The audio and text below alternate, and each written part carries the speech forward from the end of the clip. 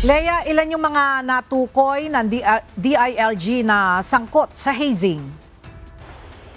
Magandang tanghali sa iyo, Ella. Naniniwala nga ang Department of the Interior and Local Government o DILG na maaaresto na sa lalong madaling panahon ang mga sangkot sa hazing sa Cavite na ikinamatay ng isang estudyante.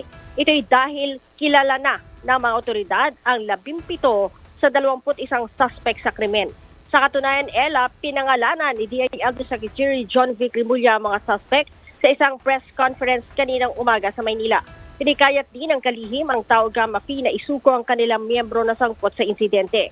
Mensahe ni SILG sa mga sangkot, mas mabuting sumuko sila sa pinakamalapit na istasyon ng pulisya kaysa maglunsad ng police operation ng pambansang pulisya. Sinabi naman ni Mr. Martin Asturias, head ng National Judicial Council ng Tao Gamma Phi, na hindi nila tinotolerate ang maling gawain ng kanilang miyembro. Kinundi na din ito ang hazing at sinabing walang planong pagtakpa ng insidente.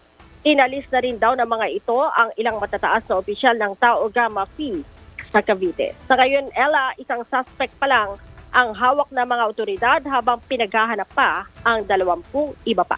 Ella? Alright, maraming salamat, Lea Ilagan.